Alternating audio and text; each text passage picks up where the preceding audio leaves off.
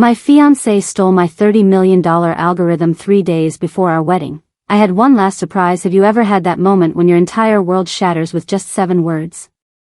Mine came 3 days before my wedding, staring at my fiancé's laptop screen. PulseIQ acquisition proposal, confidential. But wait, let me back up.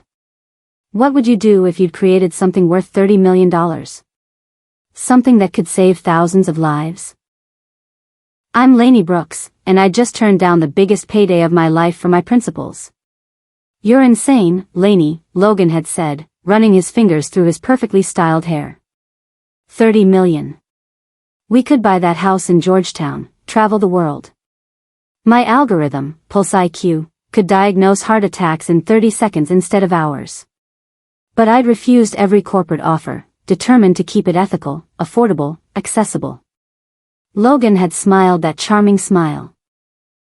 That's why I love you. Your principles.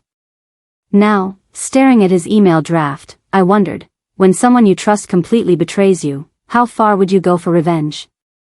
The answer was about to surprise us both. What would you do if you discovered your soulmate was selling your life's work behind your back? My hands trembled as I read Logan's email to Verili's Health's board. Every technical detail of PulseIQ was laid out perfectly, details only I knew. The proprietary neural network architecture, the training datasets, even my grandmother's maiden name I'd used as a security key. Can you imagine that feeling? The person you're about to marry, describing your creation as his own genius? The timestamp showed he'd been working on this for weeks. While I was choosing wedding flowers, he was choosing buyers for my algorithm. Laney? Logan's voice echoed from the hallway. Have you ever had to pretend everything's normal when your world just exploded? I slammed the laptop shut, my heart hammering against my ribs. Footsteps approached the kitchen. I grabbed a wine glass, hoping to look casual. Hey, beautiful. Logan wrapped his arms around my waist. His touch felt like ice. How do you smile at someone who just stabbed you in the back? More excited than ever, I lied. But I already knew, our wedding would be nothing like he expected. I couldn't sleep. Logan snored beside me, one arm draped possessively across my waist. Every breath he took felt like a betrayal. I slipped out of bed at 2 a.m., my bare feet silent on the hardwood floors. His phone lay charging on the nightstand. I'd watched him enter his passcode hundreds of times, our anniversary date. The irony wasn't lost on me. His text messages revealed everything. Months of conversations with Verili's executives, discussing his revolutionary algorithm. Screenshots of my private research notes. Even a message to his brother, finally gonna be rich, man. This algorithm is worth 50 million, easy. The worst part? A text from 3 weeks ago, can't wait to dump this wedding planning stress. Once the deal closes, Laney won't be needed anymore. My chest tightened. I screenshotted everything, fingers shaking as I forwarded them to my personal email. Logan stirred in his sleep, mumbling my name. I wanted to scream, to shake him awake and demand answers. Instead, I smiled in the darkness. He had no idea what was coming.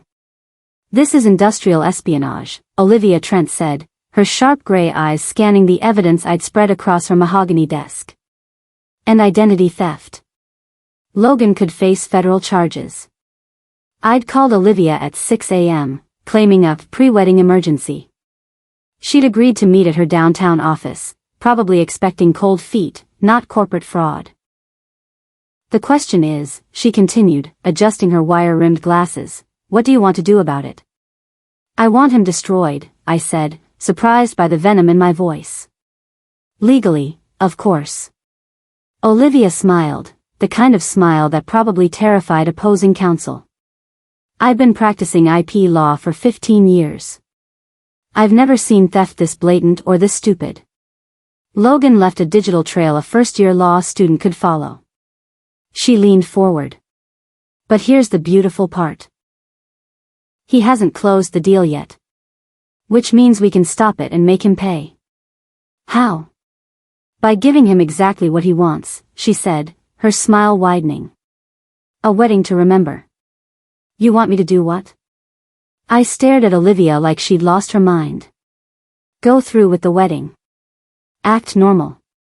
Let Logan think he's won. She pulled out a legal pad, already scribbling notes. Meanwhile, we'll file an emergency injunction, gather more evidence, and prepare a media strategy. Media strategy? Honey, this isn't just about money, it's about justice. Logan needs to be exposed publicly. The tech world is small. Word gets around. I thought about Logan's smug confidence, his casual dismissal of my principles. The way he'd convinced me to share every detail of Pulse IQ, claiming he wanted to understand my passion. He told his investors the deal would close Monday, I said. That gives us 4 days. Perfect. By Monday morning, Logan Carr will be the most hated man in Silicon Valley. Olivia's pen scratched across the paper. But first, we need to make him believe everything's normal. Can you handle pretending for 4 more days? I thought about 2 years of trust, shattered in a single email. I'll handle it, I said. But I want front row seats when his world collapses. You seem tense, Logan said over dinner at our favorite restaurant. He'd chosen the wine, expensive, of course. Everything with Logan was about appearances. Wedding nerves, I replied, cutting my steak with surgical precision. It's a big day. The biggest. He reached across the table, his fingers intertwining with mine. I can't wait to start our life together. Really together, you know? No more separate bank accounts, separate business decisions. We'll be a team. My stomach churned. Now I understood his rush to marry. Joint assets would make my algorithm legally complicated to reclaim. Speaking of business, he continued, I've been thinking about Pulse IQ. Maybe we should reconsider that medtech offer. I told you, I'm not selling. But as my wife, I'll still own Pulse IQ, I interrupted. Marriage doesn't change intellectual property rights. Something flickered across his face, annoyance, maybe fear. Then the charming smile returned. Of course, darling. Your algorithm, your choice. But his grip on my hand tightened just enough to bruise. While Logan showered, I called Olivia in a panic. I need to track everything he's doing on his laptop. Legal surveillance software, she said immediately. Completely lawful since you share the computer. I'll have my IT contact walk you through it. With Olivia's cybersecurity expert on speaker, I followed step-by-step instructions to install forensic keystroke logging, clean, silent, and perfectly legal. Within hours, I was reading every email, every document, every lie. Logan had promised Verilease delivery by Monday. He'd already spent the signing bonus, $50,000 on a Rolex he'd claimed was a wedding gift to himself. He'd even booked a celebration dinner at the city's most expensive restaurant. The most damning evidence came from a call transcript with Verilease CEO Grant Holloway. Logan had described me as just the pretty face, while he was the real genius behind Pulse IQ. Women in tech always need a man to handle the business side, he'd said. Laney's brilliant, but she doesn't understand corporate strategy. The man who used to sing Bon Iver while making Sunday pancakes was now the face of corporate betrayal. Each file felt like ammunition. My phone buzzed, a text from Logan, love you, future Mrs. Carr. Future. If only he knew his future was about to implode. The rehearsal dinner was torture. Logan's best man, his brother Jake, kept making jokes about how lucky Logan was to marry someone with such a profitable brain. To Logan, Jake raised his glass, for finally figuring out how to monetize genius. Everyone laughed. Logan beamed, pulling me closer. To my beautiful, brilliant fiancé, Logan announced. Who's about to make us very, very wealthy. I smiled and sipped champagne while planning his destruction. Later, in the bathroom, I overheard Logan's mother talking to his aunt. That algorithm thing is worth millions. Logan's been working on it for years. Such a shame Laney's name is on the paperwork, but after tomorrow, what's hers is his. My reflection stared back from the mirror, pale, hollow-eyed, but determined. I reapplied my lipstick with steady hands. Tomorrow, Logan would discover that what's mine stays mine. And what he'd stolen would cost him everything. When I returned to the table, Logan was showing his phone to his father, both men grinning like sharks. Monday's going to be incredible, Logan whispered in my ear. I squeezed his hand. Life-changing, I agreed. I woke up in my childhood bedroom, sunlight streaming through lace curtains my mother had hung 20 years ago. Across town, Logan was probably adjusting his tie, practicing his vows, completely unaware that his world was about to implode. My phone showed 12 missed calls from Verili's Health. Olivia's injunction had worked, they'd frozen the deal pending investigation. Ready for this? Olivia texted. Ready, I replied. My hands didn't shake as I applied makeup.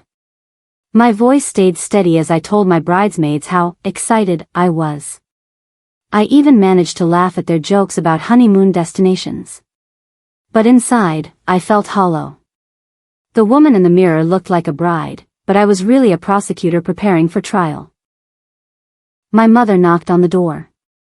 Laney? The car's here.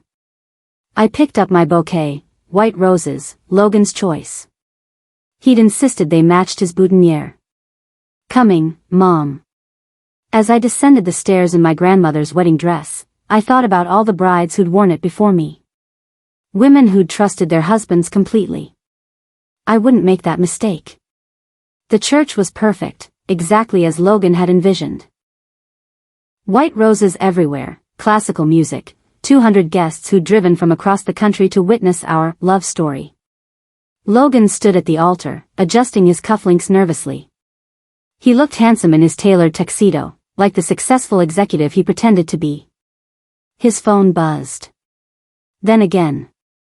His smile faltered as he checked the screen, trying to look casual while his face went pale. Jake, his best man, leaned over.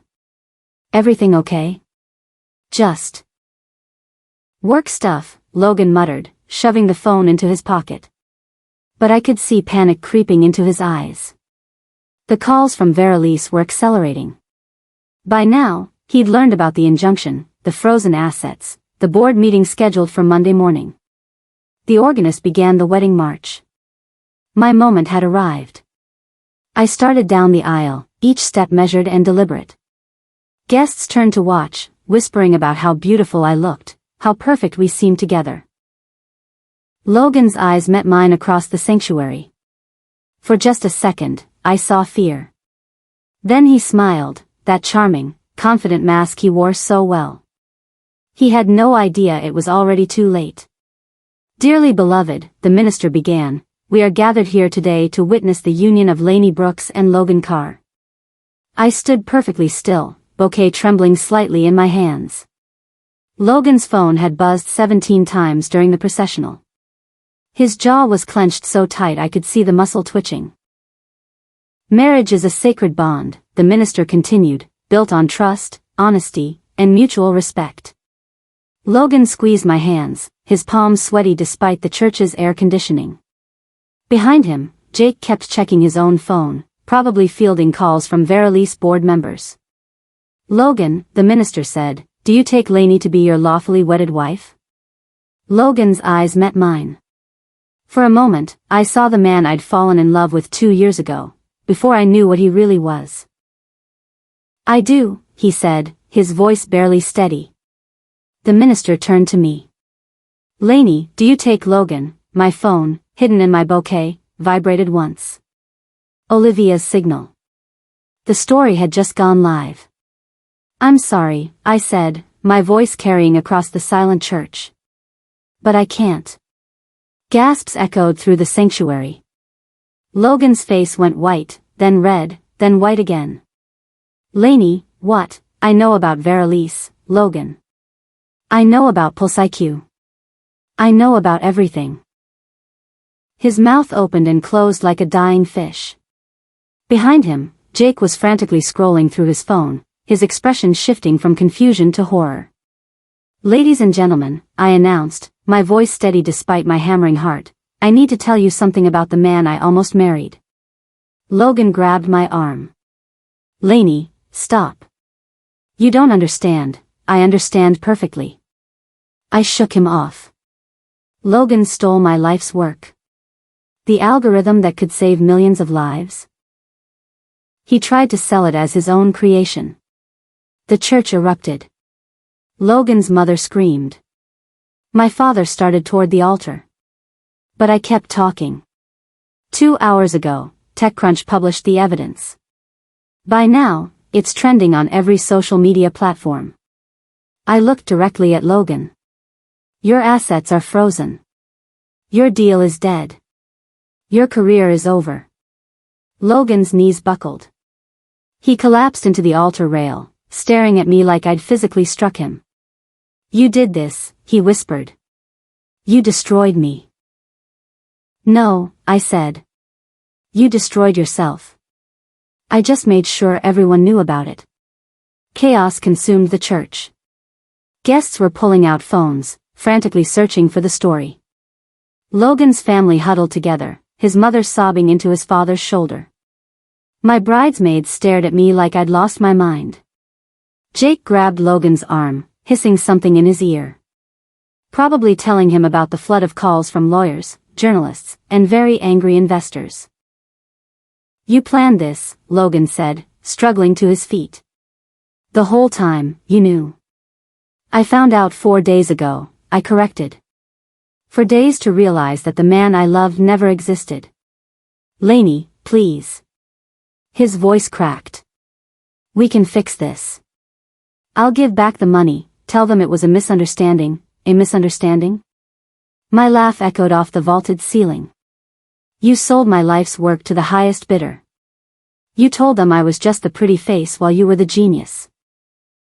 The guests were streaming toward the exits now, phones pressed to their ears. I caught fragments of conversations. "Can you believe it? Complete fraud. Poor girl." Logan reached for me one last time. "I did it for us.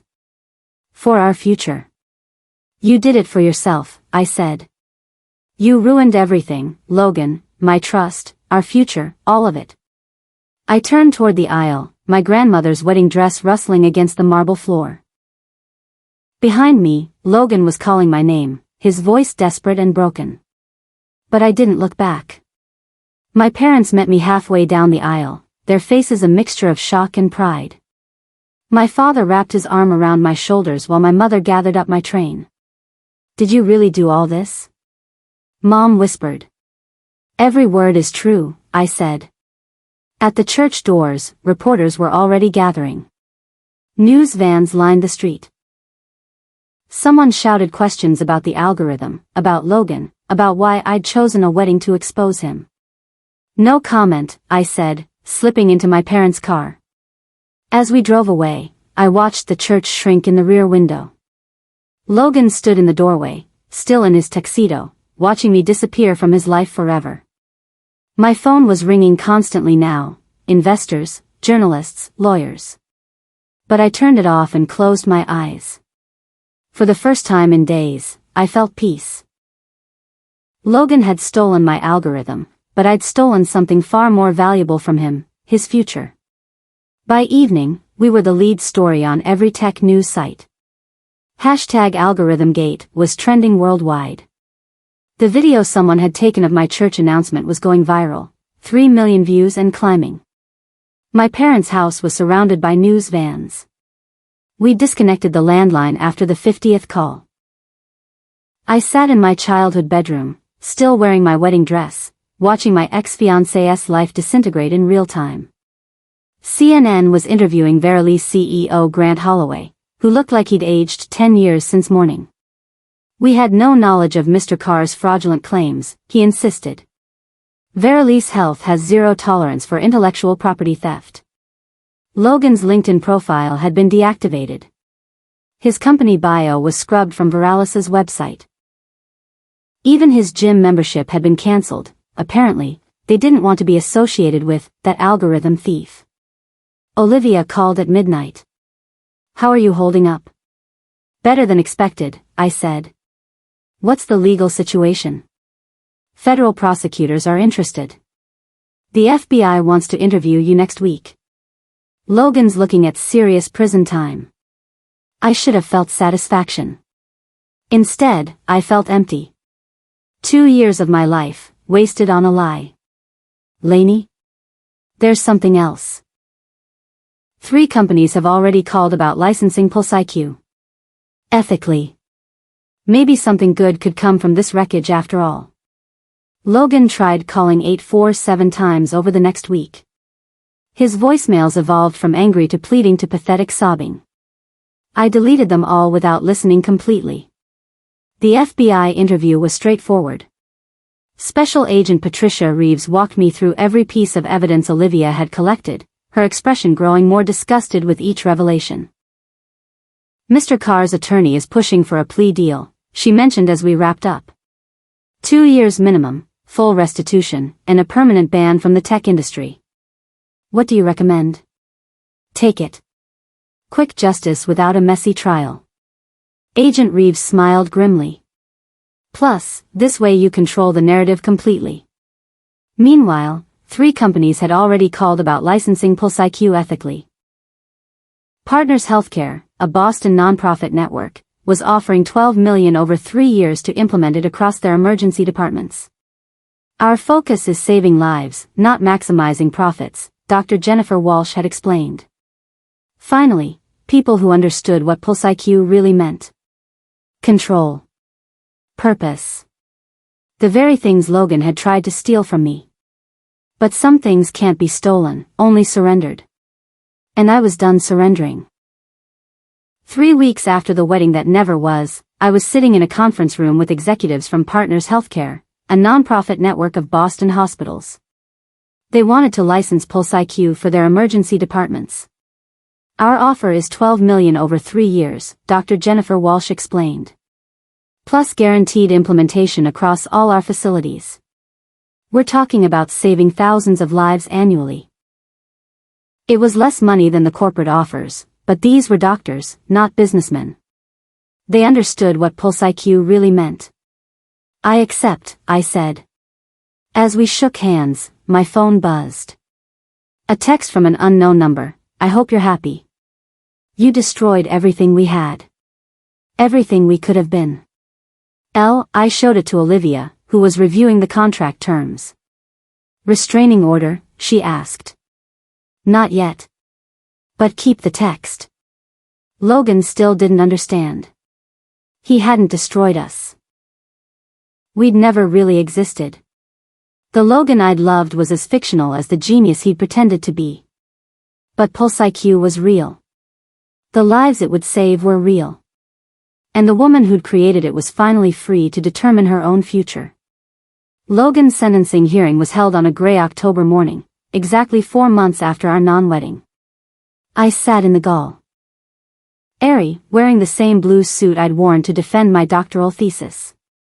He looked terrible, 20 pounds thinner, hollow-eyed, wearing an ill-fitting public defender's suit. When he turned to scan the courtroom, our eyes met briefly. He mouthed, "I'm sorry." I looked away. Judge Patricia Hamilton was thorough in her remarks. "Mr. Carr, you didn't just steal intellectual property, you stole trust, dreams, and 2 years of Ms. Brooks's life. Your actions represent a fundamental betrayal of everything our innovation economy depends on. 30 months in federal prison, full restitution of $50,000, and lifetime ban from any technology-related business ventures." Logan's mother sobbed in the front row. His father stared straight ahead, stone-faced. As the bailiff led Logan away in handcuffs, he looked back one final time. I was already walking toward the exit. Olivia caught up with me in the hallway. "How do you feel?" "Empty," I admitted. "But clean. Like I can finally breathe again." And for the first time in months, that was true. 6 months later, I was standing in Massachusetts General Hospital's emergency department, watching PulseIQ save its first life. The patient was a 43-year-old construction worker who'd arrived complaining of indigestion. In 30 seconds, my algorithm detected the subtle pattern indicating an impending massive heart attack. The man was in surgery within minutes instead of hours.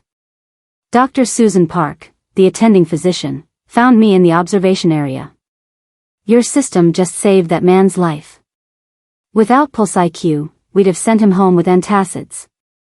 That's why I created it, I said. I heard about what happened with your fiancé. I'm sorry. Don't be. If Logan hadn't stolen it, Pulse IQ might have ended up locked in some corporate vault, priced out of community hospitals. I watched the surgical team working efficiently below. Sometimes betrayal leads us exactly where we need to be. My phone buzzed with a text from my sister. Saw the news story about the algorithm saving lives. So proud of you. P.S. Mom wants to know if you're dating anyone. I laughed for the first time in months. Maybe someday. But for now, I was exactly where I belonged. 1 year after the wedding that changed everything, I was back in Washington, D.C. Not for love this time, but for the National Healthcare Innovation Awards. Pulse IQ had been named Algorithm of the Year. Standing at the podium, looking out at an audience filled with doctors, researchers, and genuine innovators, I thought about Logan.